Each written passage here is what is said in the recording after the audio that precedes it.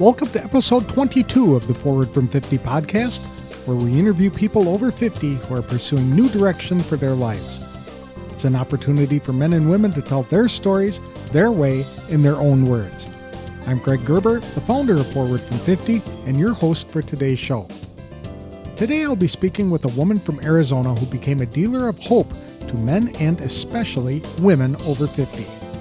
After working as a paralegal for more than 35 years, Andrea Austin became a competitive weightlifter and health coach to help people get back into shape both physically and mentally.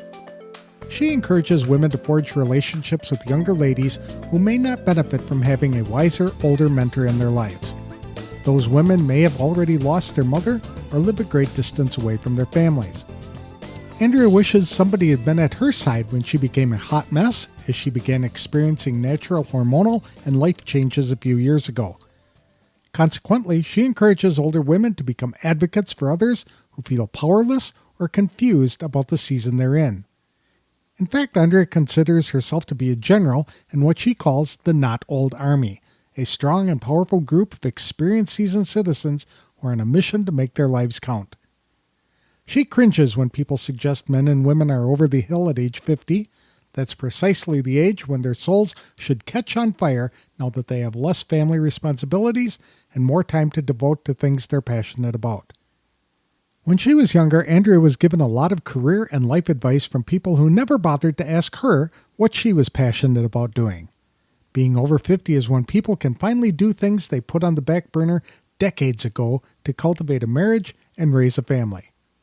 To tell us her story and why being over 50 is an ideal time to pursue long-lost passions, please welcome Andrea Austin to the show. Thanks for joining me today, Andrea. I really appreciate the time. You describe yourself as a dealer of hope. Tell me, what kind of hope are you giving to people? My passion, as I've shared with you, Greg, is for women over 50. I think that we are becoming a component of society that is making more noise, not in a negative way, but in a positive way about what we need now that we've raised our kids. We've had a 25, 35, 40-year career. You get to be my age or 60, and you've had a career, you've had a pursuit, it made you money, but you're looking around, you're like, what now? And our kids are grown. Our husbands are still maybe having a career, or they've retired. And maybe we're taking care of aging parents, or we've lost parents. We're at a very unique place in our life. And as I shared with you, it's compounded by the inevitable hormone changes and body changes that come with starting at 40, 45.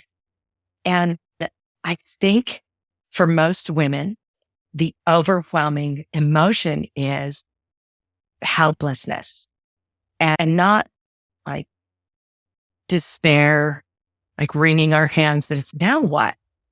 And we don't see what the future looks like. We don't see something different. And there is something different. There is different, and it's available. And we don't have to be done at 50. We don't have to be done at 60. There are women who start powerlifting at 70. I know a gal who started powerlifting at 80.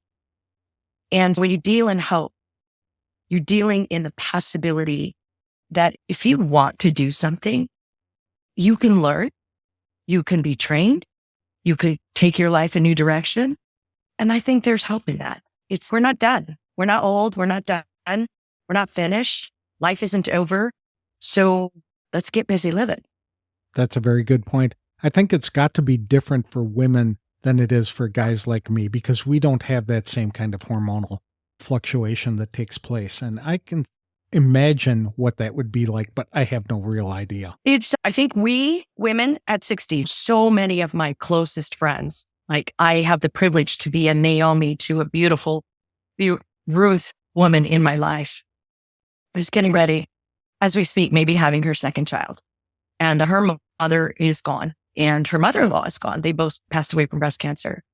And she allows me in her life as a Naomi to her Ruth. And I've been where she is. I had my kids and went through the phases and the growing. And now I'm here on this other side, and I have other women younger than I am. And then I have women older than I am. And I think the benefit is we are being able to say, look, this is probably going to happen in your life, unless it's a medical menopause. This is going to come to pass in your life. There's more information out there. There's more knowledge. But women like myself who were caught off guard, and then all of a sudden we're just in this pile of rubble, for lack of a better word. There's this pile of rubble where physically, emotionally, spiritually, relationally, professionally, I was lost. I was a mess, a hot mess. We like that word, hot mess. And it is like you look around and go, okay, who stole my hair? Who stole my eyebrows and eyelashes? And why did I wake up with a mustache?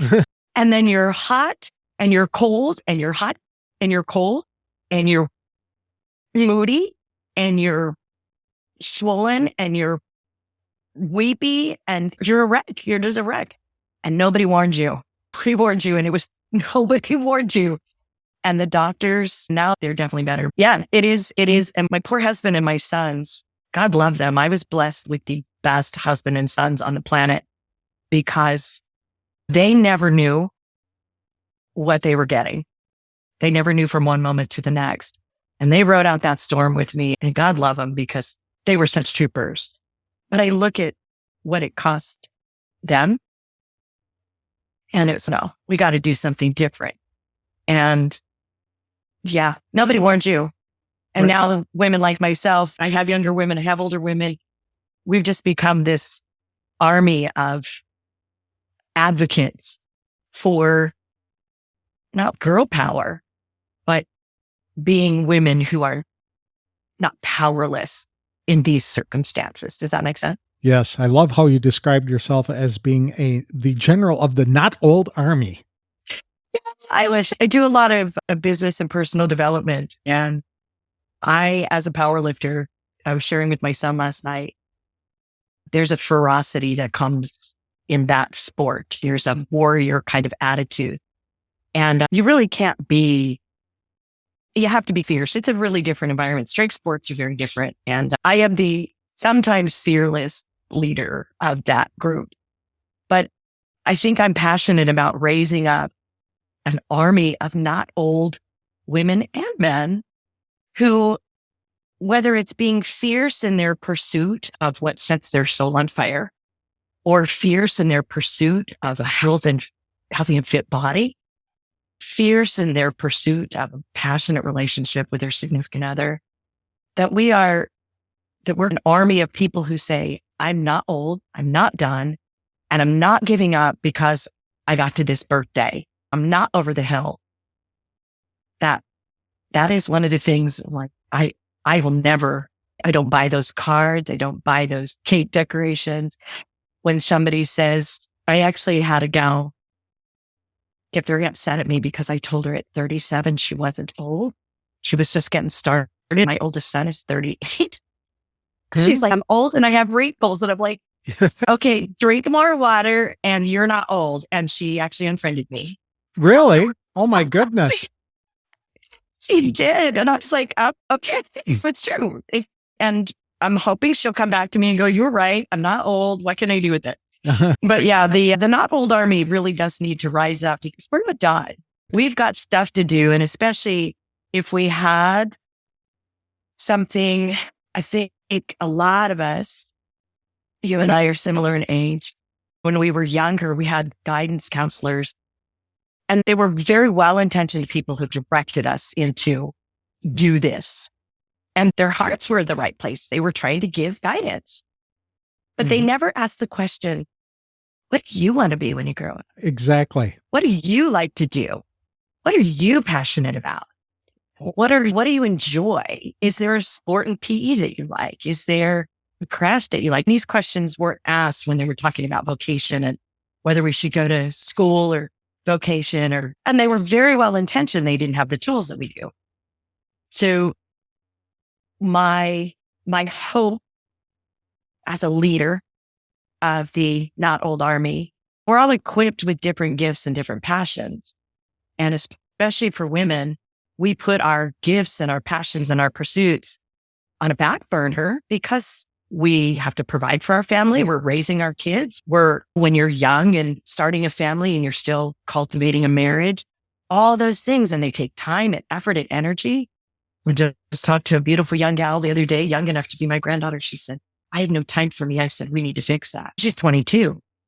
And she says, I have no time for me. I'm like, we need to carve that time out, because if this is her pace, she's going to get to 40 and she's going to be sick or worse.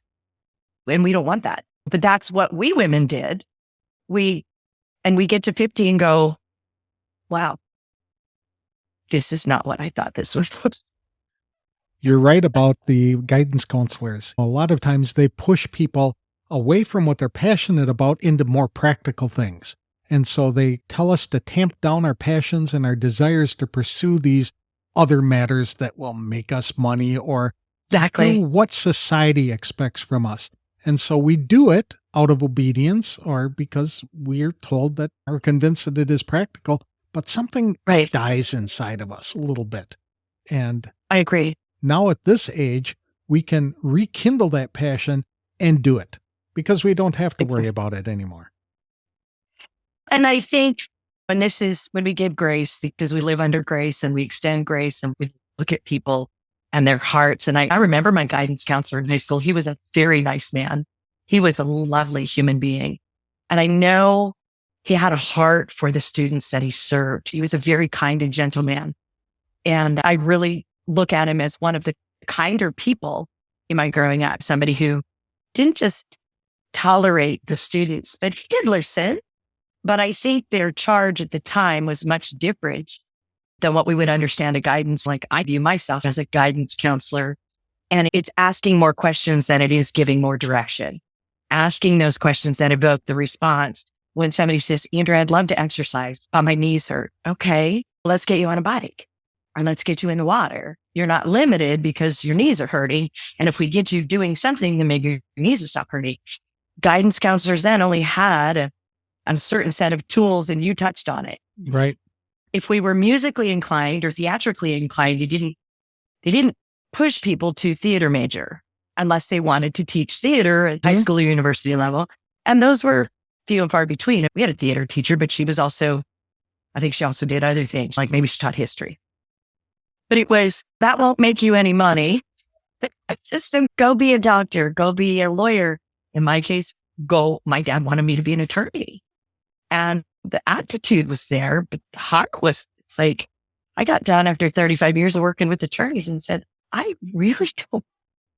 never really wanted to do this, and I got to be done. And it was pretty unceremonious, and it was pretty distinct because, and you and I have heard this from our sweet Pastor Carlisle, people were telling us what we should do. You should do this, Greg, because you're talented in this area. You should do this, Andrea, because you're gifted in this area. I've been a vocalist since I was 3 years old. I started studying music at 6 and studied music until I was probably 24, 25 years old.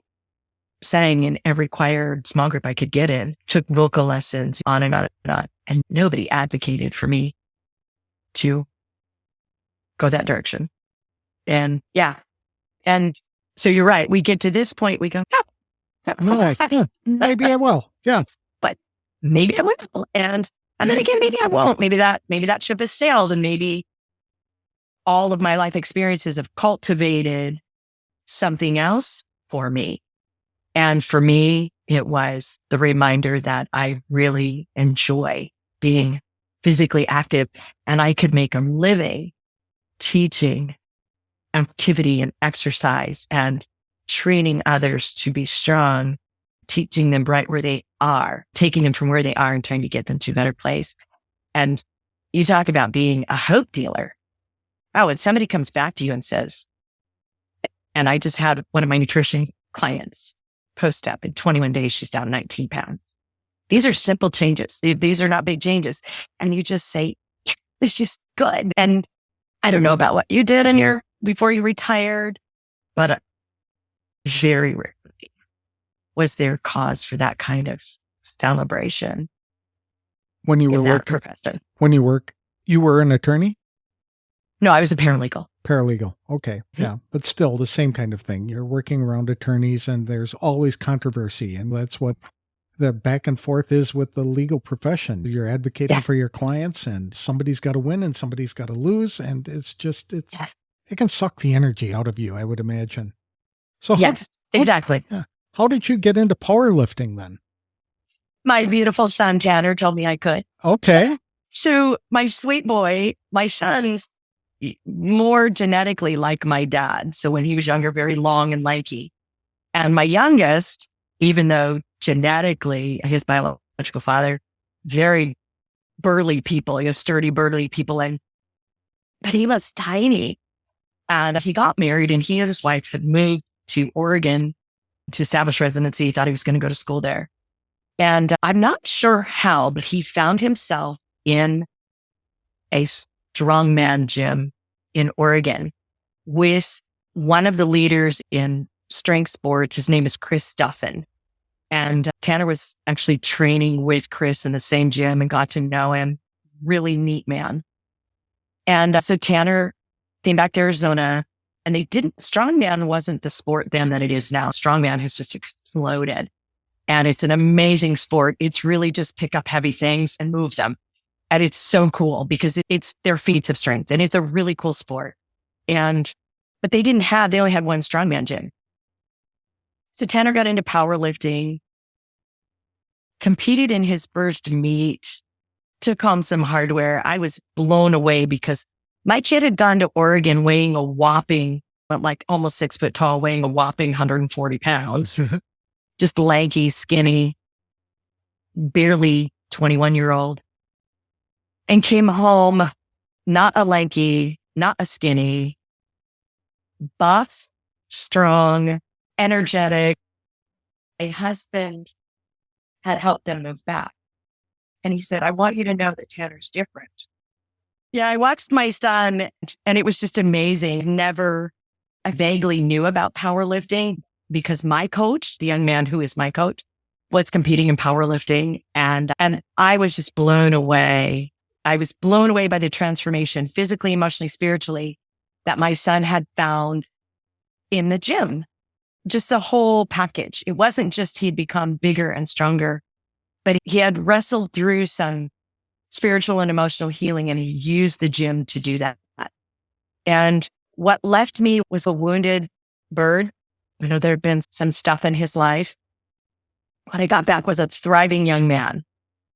And I was just so amazed at the transformation. And I was like, son, that was incredible. And him being his humble, beautiful self, he said, oh, Mom, you could do this. And I think that was in 2017, 18, something like that. And so not long after that, there was a deal on TV. They were talking about the Senior Olympics, the Arizona Senior Olympics. And I quickly Googled the Senior Olympics. Thank you, Google. I Googled the Senior Olympics and it had powerlifting. And I went to my husband, I said, I'm going to compete in the Senior Olympics. And this was in 2018. He said, okay, what are you going to do? Like track? I said, no, powerlifting. And he said, honey, you don't know how to powerlift. I'm like, but I can learn. Uh-huh. I said, Tanner told me I could. So here we go. And so I started out on my own. I was using a Beachbody program called Body Beast. And it was just all strength training. And I was teaching. So I was teaching several classes and I was in it. So I reached out to the young man who is my coach. We had met a couple years before that. And I said, do you train power lifters? I said, I know that you compete. He said, yeah. Do you need a trainer? I said, yeah. And I started with him in April of 2009 or early 2019. And my first meet I started with him in September of 2019. And my first meet was February of 2020, the Arizona Senior Olympics. And the rest of they say is history. So I've got another meet coming up in California, April 15th in California. Yeah, somebody said I could. And when you hear all your life, and you can relate to this, I think most of us are 40, 50, 60, our age in our generation. When you hear all your life, you should, you can't, you'll never, why would you? The negativity. Right. And all of a sudden there are people in your life, and my sweet husband, I don't know if you know my husband, Greg, he is the anchor to my balloon because I say something and he looks at me and he goes, okay. And he just rolls with it. He's like, all right. And he doesn't ever tell me no. We talk about it. If this is what you think you want to do, go for it, babe. And he is not a power lifter. He loves the gym. We love working out together and being active together. But somebody saying you can, not you should, but you can, or why not? Or give it a try, or let's see how it goes, or how can I help? How can I support you? How can I cheer you? What can I do to encourage you while you embark on this journey? That's right. The affirmation, not, oh, you'll kill yourself if shoot your eye out, kid. But to encourage our belief in ourselves, because again, just because we have birthdays doesn't mean we should stop dreaming. Doesn't mean I think we get to a point, and I think that's even more permission to say, why not? Give it a whirl. I met a gal in a powerlifting meet last September, and she said, yeah, I'm going to try CrossFit next. I'm like, God love you. Go do it. Let me know. She wants to compete. Oh no, I think she's going to do strongman next. I'm like, okay, let me know when you're competing. I'll cheer for you. Why not? I would imagine it gives people a lot of confidence, not just powerlifting, but being physically fit and able to do more things.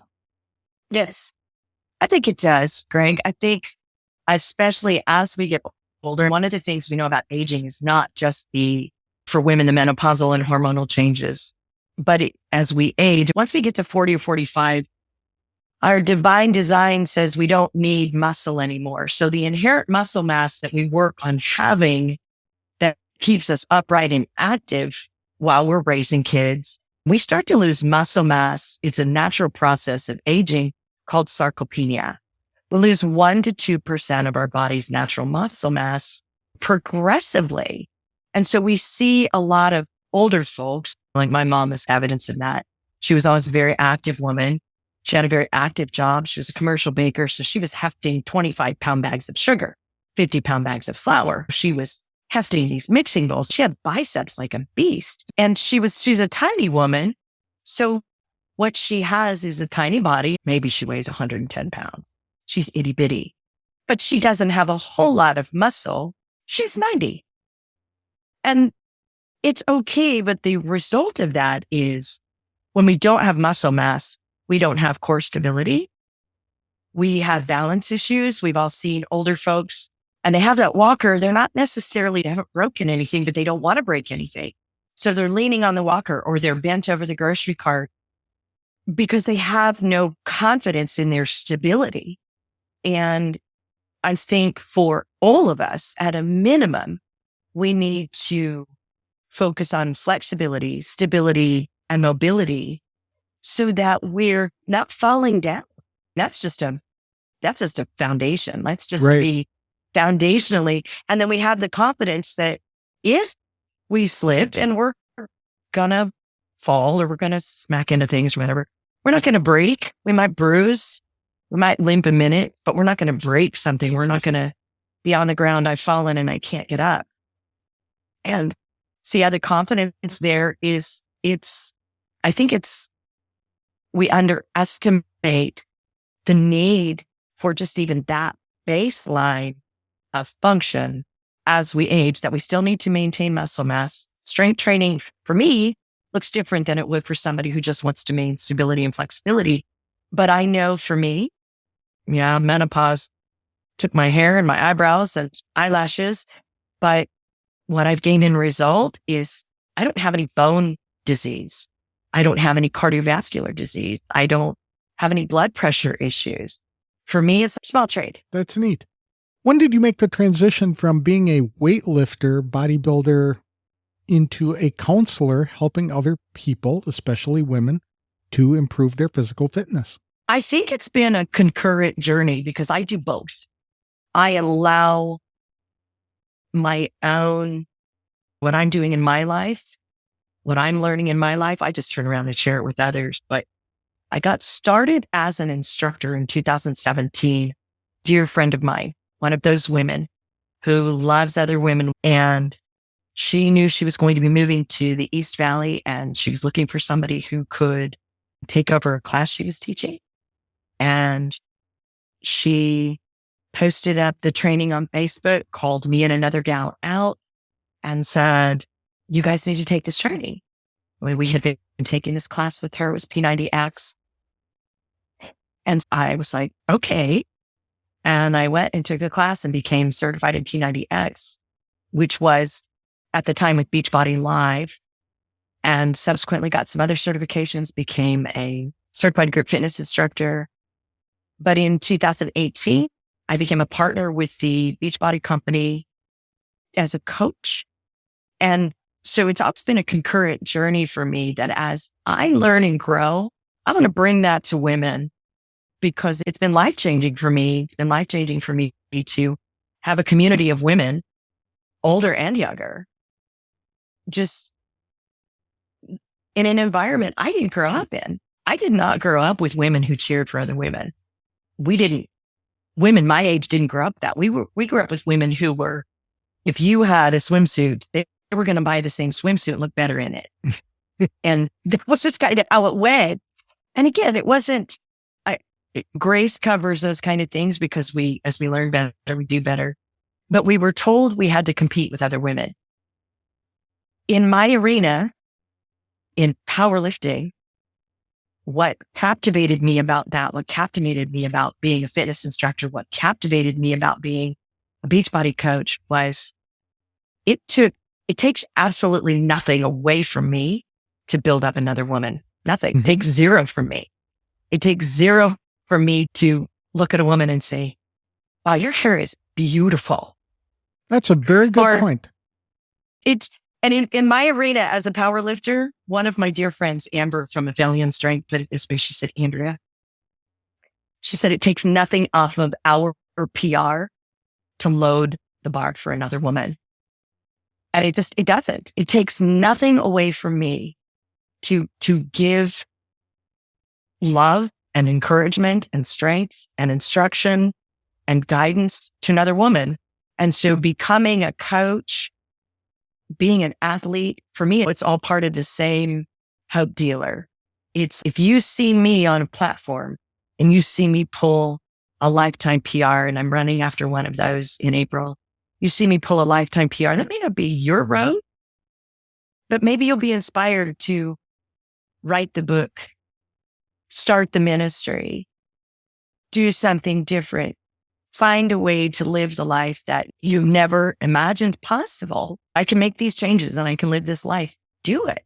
So there, for me, it's a concurrent pursuit. It's all of this is the same thing.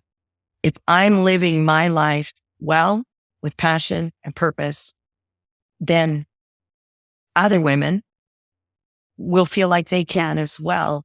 And that's why now I'm in the process of becoming a certified personal, not for any other reason other than I think it's just the next piece of the puzzle for me. Women need women who understand, okay, I'm not starting out where a 20-year-old is. I'm starting out where a 50-year-old is or a 60-year-old is. And I'm starting out with achy knees or arthritis or back injuries. And so for me, it was just like the next piece of the puzzle. But I told my coach, he's 27 this year. I told him he had permission to tell me when I was done powerlifting. Okay. And yeah, he looked at me and he agreed. So as long as he tells me I can still lift and my people around me are still telling me I'm doing a good job and the training is going and I'm not injured, I'm going to keep being an athlete and I'm going to keep being a coach and a trainer. Absolutely. Did it require any additional training or expenses to start doing this? Yeah. There's an investment. Oh yeah. Initially, no. Powerlifting is one of those sports where it's probably one of the more affordable sports and hobbies to get into, with one of the greatest returns for the smallest investment. You have to invest your time. Even if you don't want to hire a coach on an ongoing basis, you can, like my coach will write a program for you for $75 or $100. And that's an 8 to 12 week training program. He'll write you a program and you go use the program and then you go compete. There are meets where it doesn't have to cost a lot. You can compete in unsanctioned meets. Yeah, there's an investment in anything that's going to merit a return. There's an investment. It might be financial. It might be emotional. It might be physical. It might be spiritual. But in any good thing that is going to give us a good return, there's an investment. To become a fitness instructor, time and money, training, learning, practice. To get certified, time and money. These are not big investments, $100, $150. It's never thousands. It doesn't have to be. But it also depends on what you want. I just learned the other day that there's a podcast platform that you can use virtually for free. So if you want to become a podcaster, there's ways to do that don't require a big investment. You can just decide. So it's just, is there an investment? Did it cost some money? Yeah. Do I invest in myself along the way? Absolutely. But I have a different goal for my life. As a powerlifter, I desire, one of the things I'm hoping for, it's a goal, is to become what we call a sponsored athlete, where I have somebody's name on my singlet and my socks. Somebody's paying my entry fees. I'm repping their company, because that means I will have achieved a skill in my sport as a master's level athlete that is noteworthy. So to become a sponsored athlete, that just covers some of the expenses. You get gear, you get swag. That's not a bad thing. But yes, training for what I do. Yes. Training to become a certified personal trainer. Yes. An investment in time and money, but it's an investment in future revenue to become a trainer. To be a hope dealer, not as big an investment. When I became a Beachbody coach, I think my investment in partnering with Beachbody was under $200. And there was a lot of bang for that buck. And that's been one of the best investments I ever made in myself, personally and financially, because of the return. Personally, financially, relationally, physically, spiritually. So you have to decide, am I worth investing in? And that's another component of being a hope dealer, Greg. For me, especially raising up people who are deciding it's not old. It's you're worth investing in, whether it's $20 or $2,000. If it's $20 to go to a gym where you can be around people who are in the gym, or it's $2,000 to sit at the feet of Tony Robbins for 4 days and grow yourself personally and professionally. That's a decision you have to make. But I guarantee that any investment we make in ourselves is going to pay dividends, because we've been investing in so many other people, our kids, our spouses, our employers. How many of us have invested and do invest in somebody else's pursuit, even now, and we get a benefit, but they get the return. And so, yes, training as a fitness instructor, training as a trainer, training as an athlete. Yes, lots of training. Do I love it? Yes. I'm a life. Is there anything you would do differently if you had to start over? Is it for study? Pardon me? Can you hear me? I can. So that's the long of it. The short of it is, most things now you can Google how to do it and start. Pretty simple. Is there anything you would do differently if you had to start over? On this part of the journey? Yes. No. Okay. No. Not at all. The last 10 years of my life have been fabulous. Not without sadness, not without heartache, not without trial, not without struggle. That's the human condition. Would I do anything differently? Not at all. And I can't say that about other times in my life. But the last 10 years since deciding on February 13th of 2013 that my life had to count for something. And I said no more to 35 years of legal. I made a very single-handed decision. I was done. And my husband said, what are you going to do? And I said, I don't know. I don't know. I didn't know. But I was overweight. I was out of shape. I was unhealthy. I was sad. I was depressed. I was a mess. And I said, I don't know, but it's not this anymore. And so for the last 10 years, what I'm going to tell you, that wasn't just a one and done. There have been multiple times along the journey. It's okay. We're done here in this adventure, in this small season. Let's get back to what we know. So for me, I wouldn't do anything differently. I think it's been a ride, and I'm like, we made the 50s fantastic. We're going to make the 60s spectacular. That's great. Do you have any advice for people who are over the age of 50 to either help them identify or pursue their passions? Start talking to people that you trust. Don't be afraid. I have some Mordecai women in my life, and I'm so thankful for them. Women who are older than I am, and a few who are younger, women that I trust.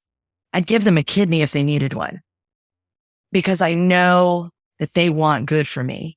Look at in your life somebody you trust, somebody you believe is trustworthy, somebody you believe has some wisdom, and go to them and say, I need some direction. I need to figure this out. And if you don't have that person, I love how my friend Jenny Allen says, get yourself a paid friend, also known as the therapist. If you're in a place where you're really struggling, therapy now, when we think of therapy, it's not the on the sofa kind of thing. It's somebody to have a conversation with to help you get from where you are to where you want to be. And most insurance companies will cover, to some degree, employee assistance programs will cover a heart healer. Go to your pastor and ask if your pastor offers counsel or guidance, or if your pastor can recommend somebody, or somebody in your circle could recommend somebody. Maybe they get you to me. I'm not a guidance counselor. I'm a guide. I'm a coach. I'm a partner on the journey. My credentials are not degree in psychology or counseling. My degree is primarily in life. I did study a lot. My undergrad is in psychology, but I did that mostly for me. I say I studied psychology to learn about me. But get yourself a guide, and don't be afraid to ask for help. There is no shame in saying, I don't know how to do this. Can you give me some guidance? Because I think, Greg, that is for our generation. We have been taught that if you ask for help, you're weak. And that's just not the case. When we ask for help, that shows our courage. It shows strength. It shows, I don't have information, but maybe you do, or you can point me to somebody who does. That's not weakness. So get a guide, get a counselor, get a partner. You want to go train? Training buddies are the best. Working out together, working out with a friend, go for a walk with a friend. You're not alone, and maybe you have different pursuits. But that's always my first wisdom. And that's why I do what I do. I don't have everybody's answers for everything. I have a little bit of wisdom for a lot of things, and a lot of wisdom on a couple of things like fitness and nutrition, aging well, because it's my pursuit, my passion. But yeah, don't be afraid to ask for help. There's no shame in saying, I'm not sure I know how to do this. Not sure I know how to start a podcast, but I'd like to. Not sure I know how to start a blog, but I'd like to, because there's a wealth of information, and there's some really lovely people out there who would be absolutely honored with the privilege of sharing what they know and helping you or someone else For me, it's like somebody comes to me and says, help me. I'm humbled to tears. Help me. One of my friends recently, help me. I can't do this anymore. I cried with her. My first response was to cry with her. Out of just, my heart was touched. When we reach out to those who are the hope dealers, we tell them we're giving ourselves a gift. We're also giving them a gift to say, you've got something to offer. And it may not all be what I have, may not all be for you or for somebody else, but it's definitely for someone. So ask for help. Don't ever be afraid to ask for help. I ask for help every day. I reach out. I constantly asking questions, learning, growing. I don't know how to do this. Can you show me how to do this? What does that mean? What does this mean? How do I do this? As I get to the next chapter of my life. Okay, I don't know how to do this. So how do I do this? Will you help me? Are 4 of the bravest words a human being can utter. But at the same time, it's also the greatest start. Will you help me? It's the most amazing first step. It's like the weight comes off your shoulders. That's awesome. If people wanted to connect with you, how could they do that? Gosh, I'm all over social. You can actually Google me and find my phone number. I'm on social at Andrea Austin, and it's Kentucky Girl in Arizona, but Andrea Austin, Kentucky Girl in Arizona. Of course, I'm on Instagram at Iron Slaying Nana 2.0. I don't have a website. That's in process, but if you reach out to me through social media, you can message me if you say, hey, Andrea, I heard you on Forward from 50. We can chat. I'll give you my phone number. We can connect by text. We can connect in person. We do Zoom calls. So yeah, Facebook and Insta are my 2 primary platforms, but I do a lot of in-person Zoom, personal coaching, counseling, guiding, laughing, crying as well. But yeah, that's right now. Just mostly because I haven't had time to. Awesome. We'll get there. We're getting there. This is our year 2. Our YouTube channel is in process, I believe is the correct word. YouTube channel in process. And we are starting a new blog here in the next month. So March, we're hoping to be dropping definitely the new blog and the new YouTube channel, Not Old Army. Thank you so much, Andrea. I really appreciate the time. It's absolutely been a pleasure. Thank you for having me. I appreciate Andrea Austin for taking time to share her story with us today. She is on a mission to help people experience transformation in their lives. Many times we get into ruts and settle into a comfort zone, yet we desire more, maybe more experiences or more opportunities to make a difference in the world around us. Andrea herself noted that for most of our lives, those of us over 50 have heard negative things like, you should, you can't, you'll never, and why would you? Then, when someone comes into your life and tells you a different story, it can be life-changing. For that reason, Andrea has worked to change her self-talk and how she communicates with others. Like she said, it costs absolutely nothing to provide encouragement to someone else. But she also encourages people to make investments in themselves to become stronger physically, emotionally, mentally, and even spiritually. An investment is required for anything that merits a return, yet done properly, that investment will pay dividends in the years ahead, not only for the person making the investment, but for the people who benefit from it as well. I enjoyed Andrea's enthusiasm when describing how she and her husband made their 50s fantastic, but they are planning to make their 60s spectacular. It used to be that asking for help was considered a sign of weakness, yet all of us need help at some point in life. Asking for help shows courage. It's also a sign of strength by seeking information from people who may have the answers you're looking for. Andrea said, "Can you help me?" are often the 4 bravest words that an adult can say. People should not be afraid to ask for help because there are a lot of lovely people who would be thrilled to share what they know in order to help someone else. People can connect with Andrea Austin by looking for her on Facebook and on Instagram. The Not Old Army Health and Fitness Group is available on Facebook as well. That's all I have for this week's show. Next week, I'll be interviewing a couple, both of whom are named Chris, and who are preparing for a lifestyle of adventure as full-time RVers and work campers. I'll have that interview on the next episode of the Forward from 50 podcast. Thank you for listening.